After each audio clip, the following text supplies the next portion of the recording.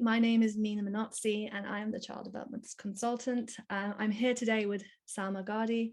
Salma was born in South Africa and she's lived in Scotland, Canada and UAE. She has an MA in English, a law degree and a diploma in NLP. She has over 20 years of research, teaching and educating herself and others in parenting and education techniques.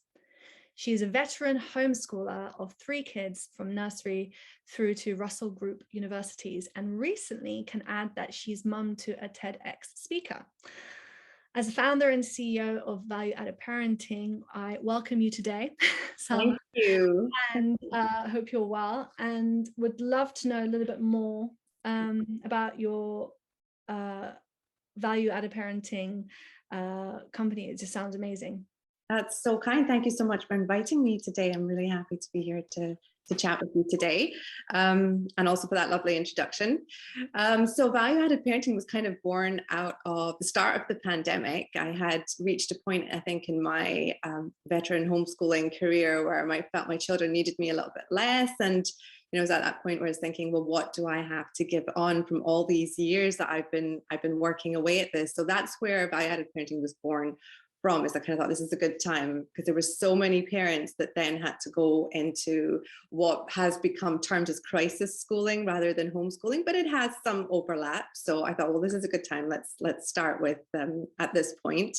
So I did, and it kind of just grew from there. I have a set of resources on my Instagram account, but I also run courses for parents who are thinking about homeschooling. I run homeschooling workshops for people who are interested. And then further on from that, I'm running some parenting courses, some kids courses and stuff. So it kind of just grew organically from my Instagram account. And I thought there was so much interest in it, and people were so looking for some kind of guidance and stuff on how to continue on those paths. And parenting and education, especially if you homeschool, really go hand in hand. You can't really separate the two. So there was a lot of experience that I've had, I guess, in the last 16, 17 years. My eldest is 21. I have one at 19 and one at 16, almost 17. So I'm kind of reaching the other end of parenting where I've done the hard graft. Now I'm trying to see if what I did worked. And that's what I'm hoping to share with people on my account and through my courses and stuff, to say this really has done my kids, myself, our family, the world of good. This is the foundations and stuff that I put in place that really worked for us. And I'm hoping to share that kind of stuff. And also the pitfalls, things that didn't, things that caused lots of crying, mostly mine. So I'm hoping to share all of that. So yeah, that's where we are at the moment. Exactly, that'll be incredible to hear about. And as you said, you've been on Instagram, that's where we connected. I remember seeing your account and thinking, she's really speaking to parenting in a way that's not the kind of old school mentality, and she is very much child-centered. All the things that I think about in terms of, and everything I practice with the child being seen, heard and understood. And when I connected with you and realized that you'd homeschooled your children, that was incredible, because there is still a lot of stigma about homeschooling. And actually, if there's a lot of knowledge we can take from someone who's homeschooled in terms of confidence, where the overlap comes, a confidence not just in their learning, but confidence socially, confidence in themselves.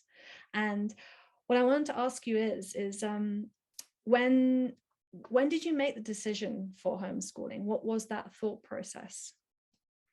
So a $1 million question is kind of like, why do we homeschool? Yeah, there's a lot of answers to that single question, but I think it was something my husband and I had been thinking about for a while. It's kind of on my radar, as I knew people that did home ed and stuff. Although back then it was a much smaller number of people in my vicinity. It was people that were in different countries, family members and stuff that were homeschooling already. And certainly there was not the big online community as tech was just, I'm showing my age here, tech was just ramping up back then. And so there weren't the resources available or anything like that. So it was still very much an outlier's choice, really out of the box. But I think the primary reason I think I can say is that my husband and I were looking at schools and thinking about, what might be a good fit for us, we had one child at that point. No, I had two, and number 3 on the way. I was thinking what might be a good fit for them and for us as a family. And I couldn't really put my finger on, there was nothing that was really jumping out at me at the schools that we were looking at. And I kind of thought so much of the education system is built up around tick boxing and attainment targets and exam sitting and all that. And I really didn't want to put my kids into an environment which saw education and learning in that vein.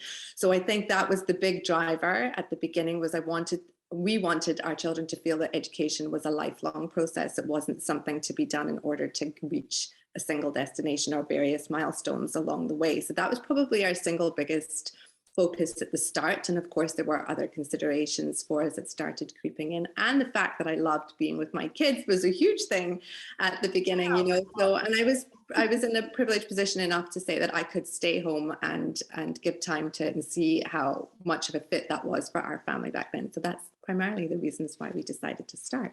Well, that's exactly, I mean, you go on to the next point in that merging the school life and home life, essentially when you homeschool. The beauty of when you do that, and actually, as you said, at that point, you had that kind of privilege in order to be able to be at home, and some people don't have, both parents have to work, or you know, they don't have the resources or the space for it and whatnot, or the support. But there's transferable skills from looking at the home environment as a learning environment, you know, not that school is just school. Like, you know, when people go to their work and then they finish their work and then they have a separate life from work, as opposed to when you're passionate about something, when you love what you do or you love learning, then it continues on in the home, and it stops that separation of you go to school to learn, which is a really it doesn't lay a confident way of thinking. It's, I only learn in school. What do you learn outside of school? You know, what are the after school activities you do? What do you consume in terms of media or books and whatnot? And this is something parents have a really big input into. And I kind of wanted to look into the benefits of what it is to be in charge of your child's learning environment for what you found anyway. The moments that you had where you thought, oh, I'm really glad that they're not at school, and I wouldn't have been able to have this opportunity had I not brought learning home, essentially, or merged the two, I guess. Okay, so first off, I can say that I'm not anti-school. I'm just, there isn't a school that I think really embodies as a family what we're looking for. So, but I am pro homeschooling, obviously. I can say that, having been through the process, that every year, it's fair to say every year I thought about putting the kids back into school. Is this the right thing to do? And every year we consciously chose to homeschool. So that's the background there. But I think for us, and all the reading and the research and the education I've done for myself, what seems to be the thing that drives children the most in terms of learning and in terms of their confidence is a strong sense of self, a strong, so not just self-confidence, but self-trust, self-respect, all those big things that go to build a strong inner core. And I think if, research has proven that if you have a deep and secure and safe attachment to a parent figure, even just one, or a caregiver. There was a big study done in Johns Hopkins University a number of years ago, which showed that even if you're sending your children to school, the biggest predictor of academic success is what happens in the home. And it was such an eye-opening study for many people, because so many of us seem to think like an excellent school with excellent rating and an amazing set of teachers and stuff are going to guarantee your child academic success and fulfillment and confidence and all these other big things that we talk about. But actually that wasn't the case, that they found this in this massive study, which is a really pro thing for home ed in general. So it's not to say you can't achieve it if you do send your kids to school.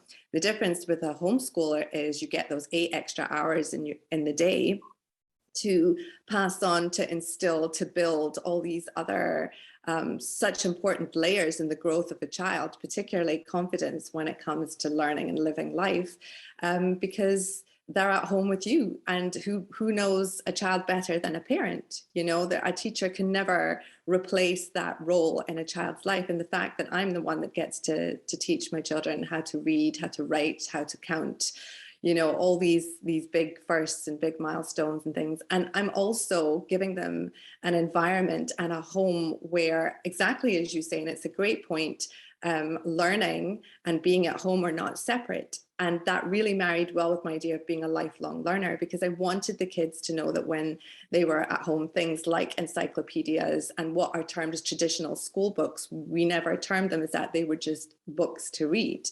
And that preserved that kind of way of thinking in how they approach education themselves. You know, I can see the progression over the years now that they're young adults and stuff. There's no separation between whether they'll pick up a book or something educational or an autobiography even now, because it's not termed as something that's linked to just university or just to education. It's an all-round way of looking at life. So from that perspective, I think being able to frame what education looks like for my kids, being able to frame it in terms of language and also in terms of just everyday life, that has been a really key factor for homeschooling life.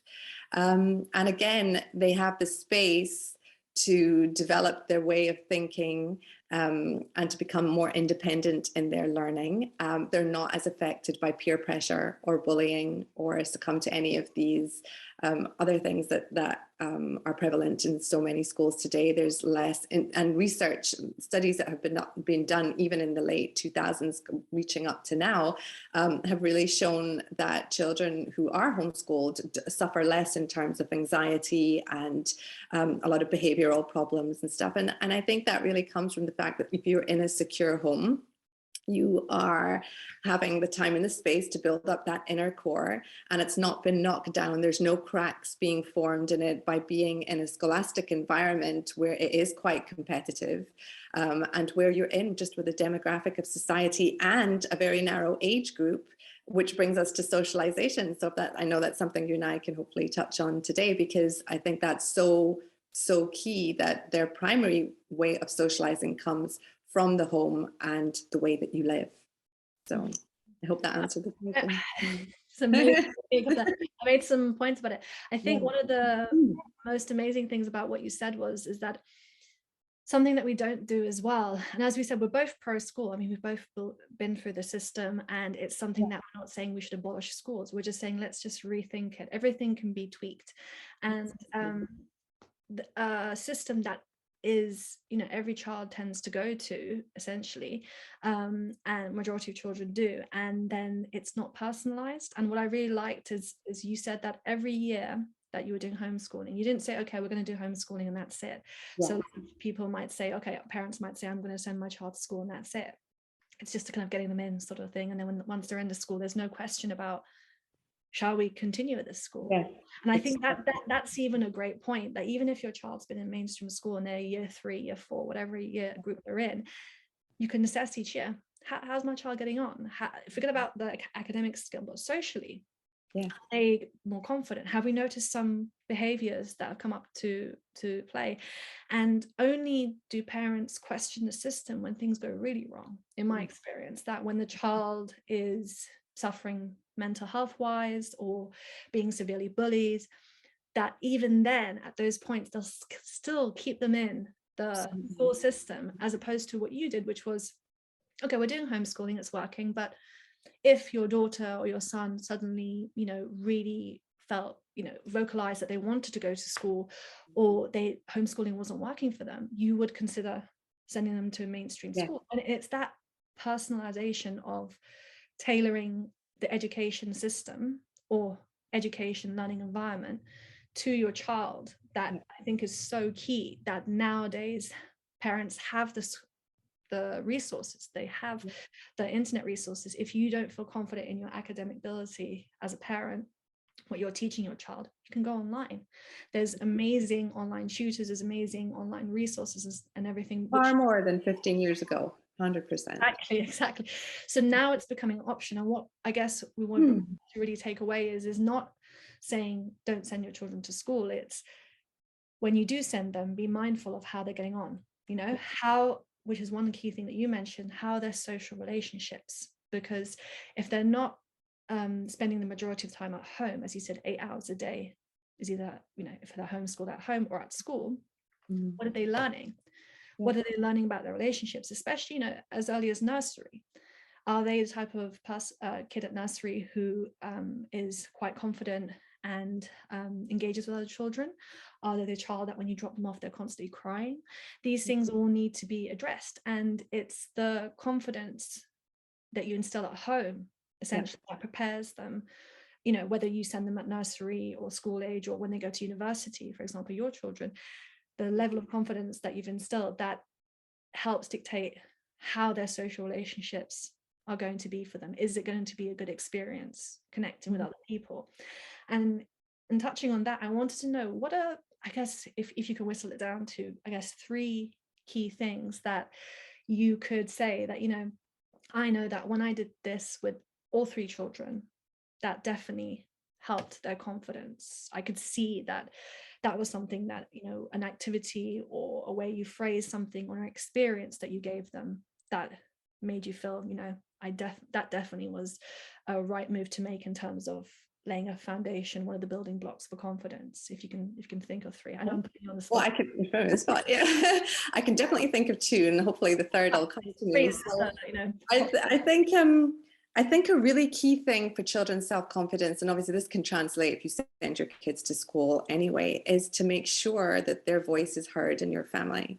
So the seeking of their opinion and the willingness to listen to their opinion that might be different to yours, I think that is huge in terms of building self-confidence and self-trust. And that can start at a very early age. It can start when your child is in nursery, giving that as an ethos in your family where everybody's voice gets heard and everybody's opinion gets heard. And if you carry that on right the way through the time that you're raising your children, you are going to be raising confident children, because you are setting the stage for how important their voice is, that their voice does matter, because you as the parent is teaching them that their opinion is just as valid as yours. I mean, they might want chips every night for dinner, and then you know that's not going to happen, but they've had the opportunity to say, that's what I'd like for dinner. And then a parent has the opportunity to say, well, this is why that's not going to happen, but I appreciate your opinion. So opinion seeking and opinion listening to, that's a really big one, I think, in terms of instilling some self-confidence there. The second one, in terms of academics, I made sure to involve all 3 of my kids quite a lot in curriculum setting. So I would prep, and it changed over the years, because obviously as my own self-confidence grew in the teaching of my kids, what our homeschool looked like at the start looked very different to what it looked like a number of years in. And so prepping started happening from the very beginning, but in smaller increments at the start. So I would prep for maybe 3 months in advance. But at each stage, I would include the kids in the prepping. So we would sit down with each of them, and I would be like, what are your interests? What are you interested in? So that I could incorporate the things that were already passions for them into their learning.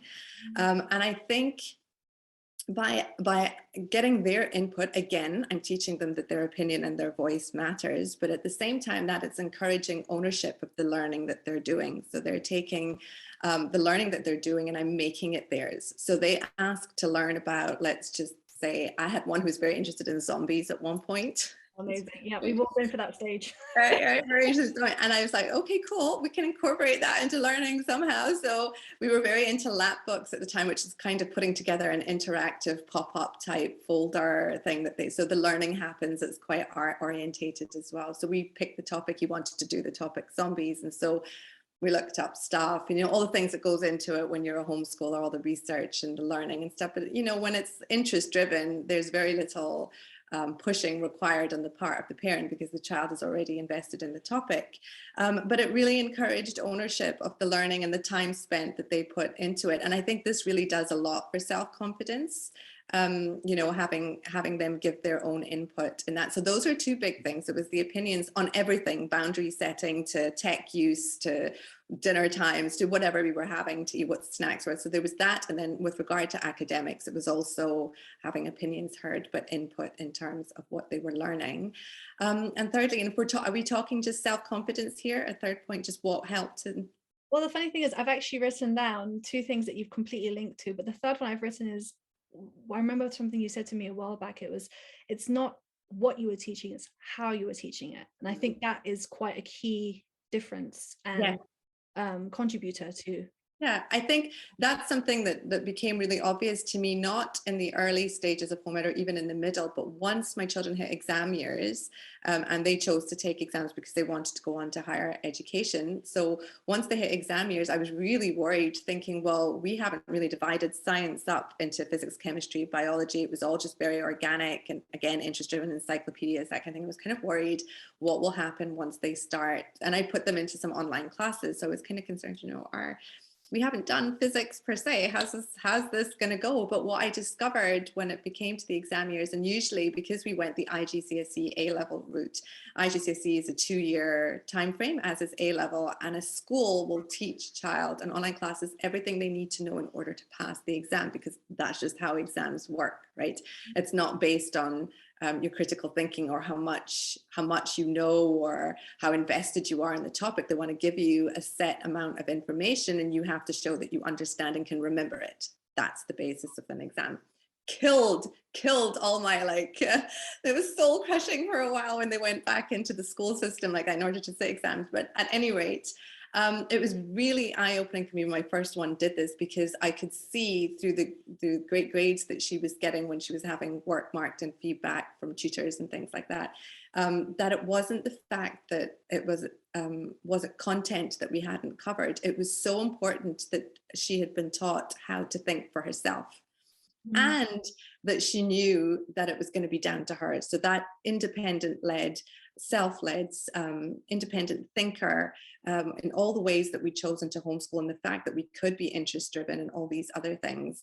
When it came to taking ownership of the exam itself and the information, when she didn't understand something, they all just, know to go and look it up, to research, because a lot of that is rooted in the ways that you home ed. That's the foundation of research back then. So it became very clear to me very quickly that it was important that the kids knew how to think rather than what to think. And that was the critical difference. No, so to touch on these points, the reason that if we go through point 1, so the voice is heard, their opinion, I think one of the words that stuck with me, as I mentioned before, was the co-learner. I love that kind of, if you say this is your teacher, there's the expectations, there's this kind of formality, the hierarchical system. They say go and share with your teacher something important. Most children shy away from it. They don't really want to talk to their teacher. Teacher's got a certain view, and that's why when I work with kids, I tell the parents, don't tell them I'm a teacher, because I will teach them things, but I'm not a teacher. Tell them I'm there to learn about them. I want them to share with me about themselves. And essentially that co-learner aspect, that category, that wording, that language makes it sound so much more, we're on the same page, we're both learning. And I remember you saying at one point when we spoke a year, I think, or so ago, that you were learning along with them. There were certain things that you kind of had to refresh your memory on and say, okay, well, cool, I need to be able to, it's not like I know everything, that kind of classic teacher way of I know everything more than the children. I'm learning along with you, and let them teach me as well. Hence, it's a full circle. It's that back and forth dialogue and discussion as opposed to dictating, which is a big Absolutely. And isn't that such a huge part of parenting as well? No one's born with a manual for kids, so you're kind of learning. We like to think that we are. We like to think that we are. And I think if you parent that way, where you're very good at modeling good behavior in terms of what happens when you make a mistake, what do the kids see when you don't know how to do something, what are you showing them about life, translates really well if you're homeschooling your kids. Because as you said, there were many times I wasn't sure, particularly in the exam years, where I just was like, math, not really sure what's going on in IGCSE math or chemistry or anything. I'm very much a humanities subject person. So that was a steep learning curve for me, but it was really good for my kids to see me persevering. It's something I didn't understand because obviously I couldn't explain it to them.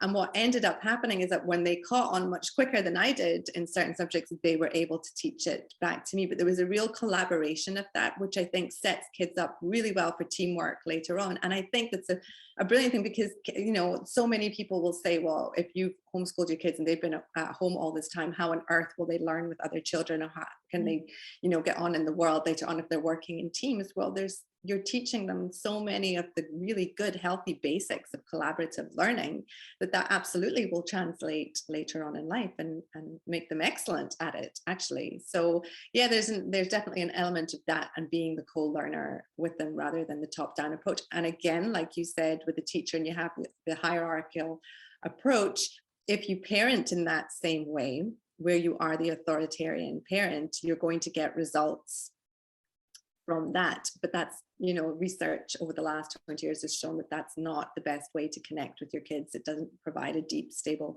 relationship when you parent from the top down like that. And so the kind of teaching that we do in homeschool lends it very, very well to being the kind of parent that is also very much about listening to an opinion, not feeling that you always know best in every circumstance, and willing to change. All great things to teach kids in life in general.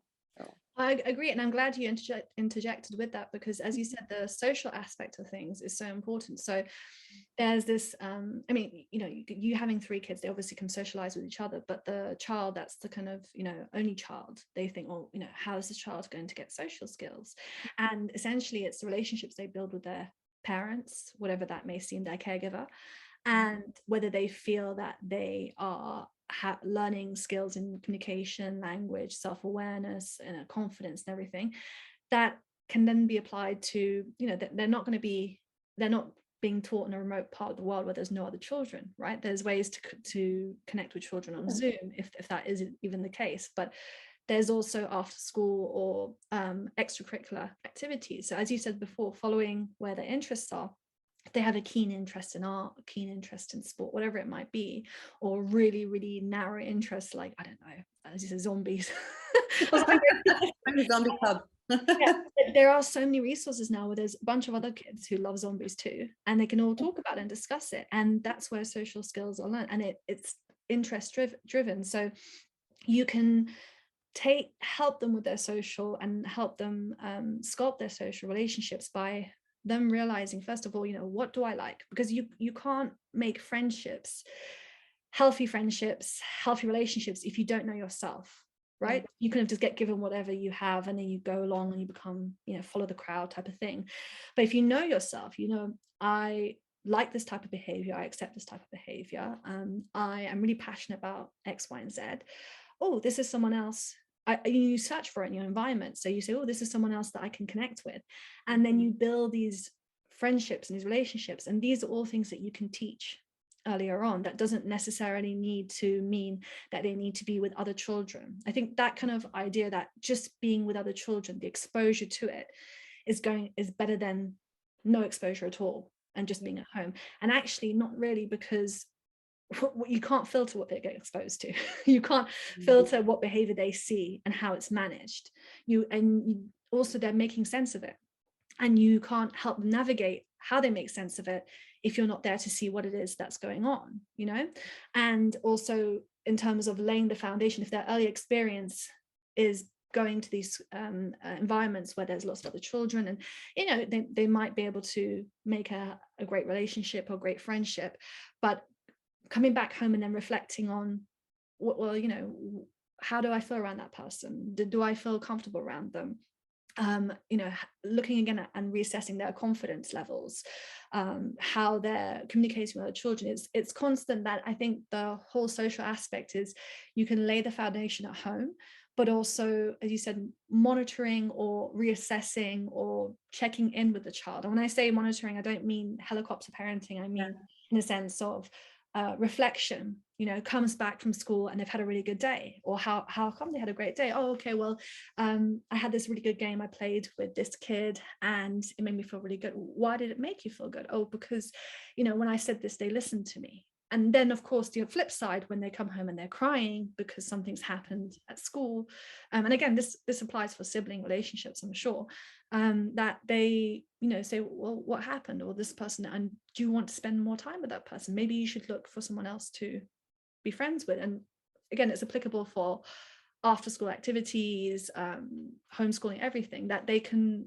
I think when we hear a child that says that they have a friendship group, that they've made friends, we kind of just, that's enough. We don't look into the aspects of what sort of friendships are they. are they making their child happy? Do they feel that, it fulfills, do they feel seen and heard in their friendships? And they're obviously not going to seek that level of, those key points of being seen and heard unless they've felt it at home. They felt it at home, because you're not going to seek something you've not felt before. Or if you do, it might be in a way that you're not confident enough to navigate it completely, if that makes sense. But I guess one of the things I really wanted to find out from you is when you're, because your children are different ages, and so having an environment where there's one child who's learning at a different level to another child, and how do you, because when they don't usually mix year groups, because what children might be learning might not be appropriate for the younger age. How do you manage that, especially in an environment where it's very closed? It's not like you can separate them into separate classrooms and whatnot. So how do you manage that in terms of making sure that that their, I wouldn't say their innocence, but their knowledge is not to that level of someone a bit older than them? Well, I think when it comes down to the nitty-gritty of actually teaching any information or anything, that's obviously my 3 kids, very different interests, very different personalities, roughly 2.5 years between each child, roughly. So what I found was, in terms of maturity levels, my older 2 had a specific amount of time during our homeschooling journey where we could do certain topics together. The younger one was still very much one-on-one with me. And then there was a time when my eldest then took a stretch in her critical thinking and her interests and the ways that she was processing stuff. And the younger one had caught up to my middle one. So then they started doing a little bit more together, and she had a little bit more one-on-one at that stage. So homeschooling doesn't look the same right the way through once you decide to home ed. In fact, I think most homeschoolers will tell you that homeschooling is just such an evolving thing, and that's the beauty of it, because you're able to tailor it to the child and developmentally where they are. So we tend not to go according to grade levels per se. It's a standing joke in the homeschool community when people ask you what grade is your child, and to actually have no idea, because it can really depending on the subject and the ability and the aptitude and the natural tendency, and all these things come into play as well. So I think I would probably, with the older 2, when we first started homeschooling, whatever topic it was, I guess whatever output they were putting as a result of what I was teaching them, I would just expect to see more of an involved amount coming out, whether it was more writing, more formalized writing, or better in terms of age development on that kind of things. I would just expect more from my older one than maybe I would with my younger. But equally, because they have different aptitudes and different subjects, when it came to something like math, which I have a middle one who has a natural affinity for, and my younger one does not. So there was an overlap in the sense that he was then helping teach my younger one. So there's that idea of collaborative co-learning teaching is such a part of homeschooling. And as a parent doing the teaching, I think you become very flexible the more confident you are, which then the children automatically feel that confidence themselves, and the fact that you don't panic when you don't know something, as we just discussed, and you're showing them that confidence and, well, let's just look at the answers, find an answer together. That feeling, that ethos on learning that you're building in your home just translates automatically. So children, in terms of what they're capable of doing, you're able to really see it's a very individualized thing. So I think if you're just vigilant as a parent when you're homeschooling, you're really able to tailor things and just maybe look for more on one particular topic from one child than you otherwise would in the other, and you just keep working at building the other child up further and further, which is natural and normal. Exactly. And then kind of, as you said, the tailoring to adjusting, adaptivity, essentially, the adaptive environment is, I think, one of the key, huge plus. Huge plus and key points that you may not be able to get in a mainstream school. No, you would never get that. You would never get that in a class of 30 children. But what's interesting to me, and I get on my soapbox sometimes, is that if you look at education systems around the world, and you and I were just saying, well, the education system in the UK hasn't really changed that much, the scholastic system, in over 100 years. And if you look at the top top achieving educational systems in the world. It's the Scandinavian countries that lead the way all the time, particularly Finland.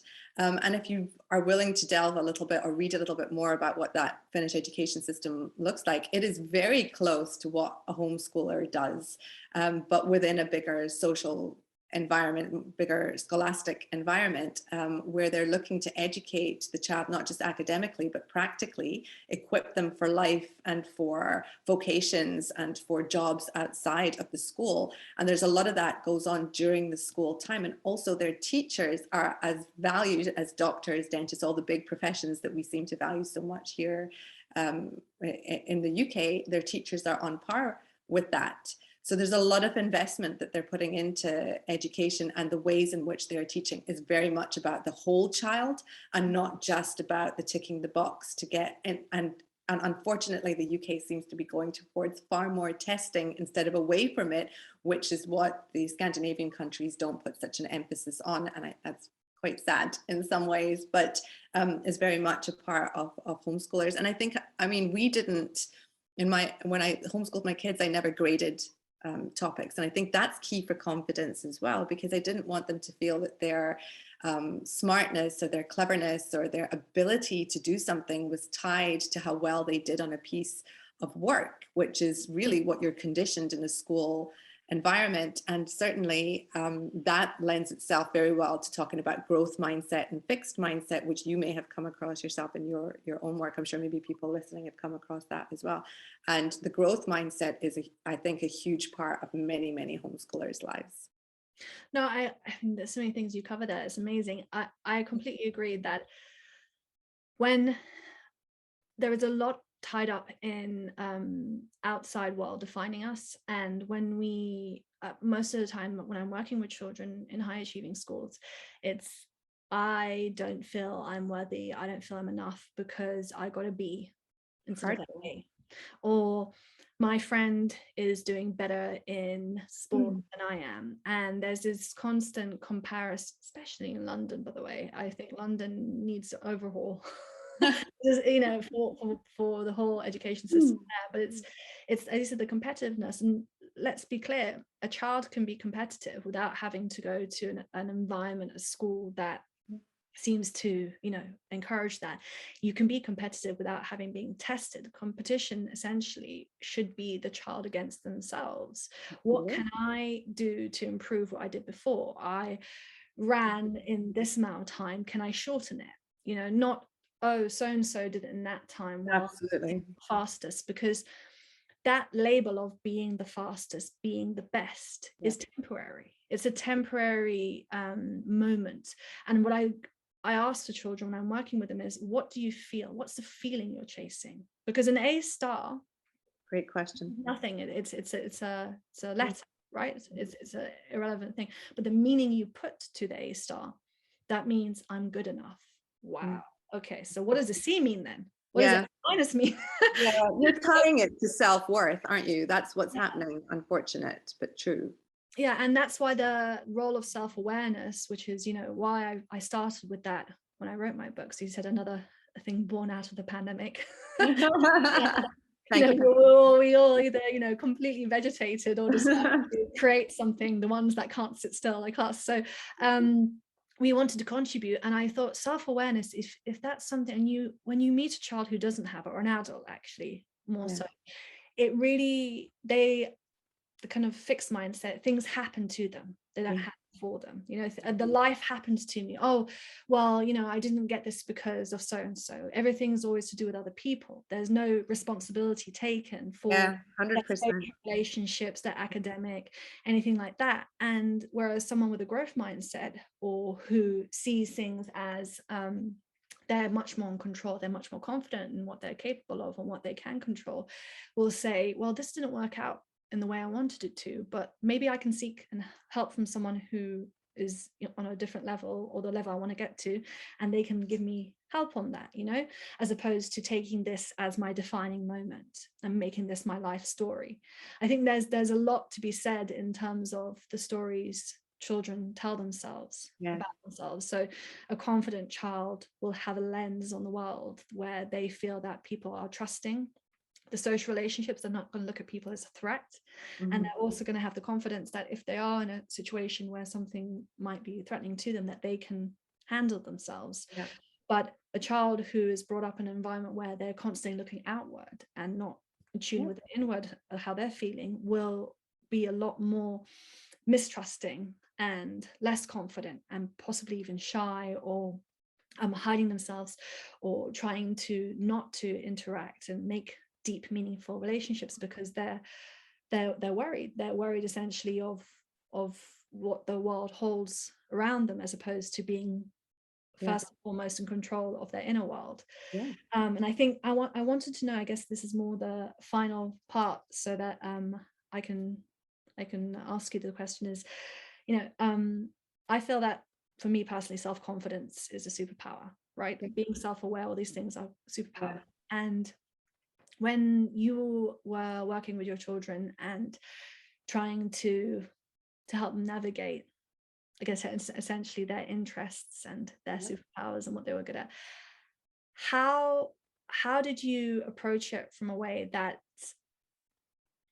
you didn't direct what it was? So you didn't say to them, okay, I want you to be a confident person, so I'm going to make sure you're confident, or I want you to be, how did you not make it into a way that you directed the end result, the end expectation, that you just helped them navigate, that you just were on the journey with them without giving any sort of major judgments or bias that would push them into a certain category, is the question I'm asking. Okay, that's a good question. I think, well, obviously it's linked to how you parent, isn't it? And I think that most of the time we don't parent like consciously in the everyday interactions we have with them. We don't get up in the morning and say, well, I'm working on self-confidence today, and I'm also working on patience. No, I don't think any parent actually does this. But what I will say is, and I talk a lot about this. I mean, my Instagram handle is value added parenting, and I'm really big on values. And I think most of the time as adults now, we just go through life. Life is so fast paced. We're just reacting all the time. We're just making decisions quickly all the time for our kids, for ourselves. And that learning to slow down, pause, self-reflect, it is, if you homeschool, you have to be that way, because the responsibility is felt by you as the person who's now taking on the responsibility of the education. I think many homeschoolers will agree with that, that you do tend to give a lot more thought to what your children are learning and what they're taking in the ways that you're teaching them. So that obviously affects your parenting as well. So I think if you give some thought to say self-confidence is instilling self-confidence is important to you and your child, as is maybe integrity or kindness or whatever it is that you think is something that's important to the growth and the self-development of your child. If that's, you've given thought to that initially without having a discussion with them entirely, it's just something you've given thought to, what you will then go on to do in terms of the choices you make and the ways that you parent and the ways that you educate them if you're homeschooling will be affected by a conscious awareness of the fact that this is important to you and important to your child. So for example, if, like we're talking about confidence, that's important for you, for your child to feel self-confident, you will put in place things like listening to their voice, like giving them opportunity to speak, like making sure that they feel secure and attached, because that's where true confidence and true independence comes from, a child who is securely attached to a parent or a significant caregiver. A child who doesn't feel that is not a child who will be terribly confident. They will struggle with that. So it's so important to give that to them. But because you know it, because you consciously parent or educate for it, it becomes automatic. You start, but you look for it, you read books, you yourself grow in order to give them what they need. Does that answer the question? 100%. So what I wanted to see is, essentially what you've said to me is, if I'm right in hearing this, is that when choosing the values, you have to be thoughtful in the values you want to teach, rather than, I think a lot of parents might say, I want them to be a high achiever, but not realizing or reflecting on why Why do I want that for them? Why do I want to instill that value of competitiveness or of pride or of confidence? Why is that important to me? And when you reflect on the thought process and your reasons why that value, and then you're very clear with it, then when you apply it, there's no cracks. Essentially, there's no well, why did I do this, or was this an ego? 90% of the time you will automatically choose ways to parent or ways to educate or ways to speak to your child that will instinctively build up those values. And if you're not sure how to do it, you will look for books, you will go on courses, because you already know what's important to you, and that will translate to the things that you say and do with your child. So that's hugely important. You have to be open to it. I think parenting is a huge responsibility, and then you throw education into the mix as well, you're definitely going to feel it. And I think in some ways, and I'm not dissing parents at all, we have a really hard job, but I think in some ways the fact that you choose to send your children to school means that's one less responsibility for you. And I totally understand it. Homeschooling isn't for everybody, you know, not everybody wants to go that route, but for sure there are benefits for your child and for you, but you are choosing a way of life. You're not just choosing an educational path, you are choosing a way of life, because homeschooling does pervade all of it. Mm-hmm. No, and you know, I guess that's where we could summarize and, you know, bring this to a close, is that just making parents aware of their values, first of all. Yes. Second of all, you know, reassessing and checking in, you know, each year, each month, however often, but just doing that reassessment of how's everything going, and not thinking that it stops when you choose to homeschool, or it stops when you choose to send your child to school, because that whole, they said, that whole faff of trying to get them into school, especially if it's a private school system, and then trying to make sure that they, you know, get to know the right people, and is it choosing the right school is so much difficulty. You know, a lot of parents put so much pressure on themselves, and then once they've chosen it, do they want to go and sit there and start doubting essentially, or reassessing, or thinking, did I do the right choice? And actually looking at it in a way that, okay, I've made this choice, but there is so much in this world that now it doesn't have to be for life. Only because, you know, that you've gotten a child, you went through all that struggle to get into that system, or to have a homeschool environment, doesn't mean that's it, you're finished. You know, you're it's always ongoing. And that's the key point, that checking in again, making sure that your child is developing in the way that you wish them to, and also putting in these foundations at a young age, as we spoke about, of, you know, the relationship you build with them as the first primary social relationship experience, that will essentially help them later through life, and especially, you know, coming maybe to people like ourselves and speaking with them and connecting with them, which is, how do people actually want to lead to, how do people get hold of you? Oh, okay. So you can find me in Value Added Parenting on Instagram. You can also email me at v.a.parenting@gmail.com if you're interested in any of the courses that I have. I can send you a list. But yeah, those are the two primary ways to get in touch with me. You can DM me if you want on Instagram. So. Amazing. Thank you so much, Salma, for thank you so much for having me. We'll definitely have to do it again, because I think there's so much to talk about, and I hope you have a great rest of your week. Yeah, thanks. You too. Thanks again.